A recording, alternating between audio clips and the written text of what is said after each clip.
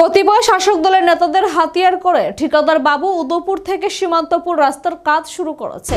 রাস্তার কাজ ঠিকমতো হচ্ছে কিনা তা পরিদর্শন এলেন ডিজিএম সহ অন্যান্য আধিকারিকরা।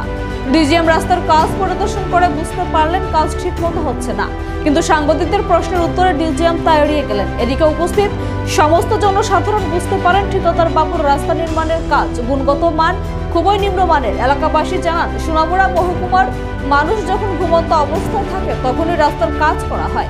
মানুষ ভেবেছিল উদয়পুর থেকে সীমান্তপুর যাতায়াতের রাস্তাটি বড় করে তৈরি করা হচ্ছে, ভালো হয়েছে। অনেকে এই রাস্তাটিকে বাইরের রাজ্যের রাস্তার সঙ্গে তুলনা করতে শুরু করেছে।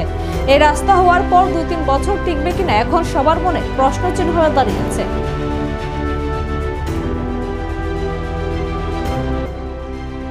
ना अच्छा ठीक है सर, कैसा उसने कुछ गलती किया है तो हम एक बार चेक करके उसको हम बता देंगे कि ये वहाँ पे गलत है, उसको सही करके दे दीजिए। अभी क्या देखा है सर? सर अभी क्या दिखा है सर?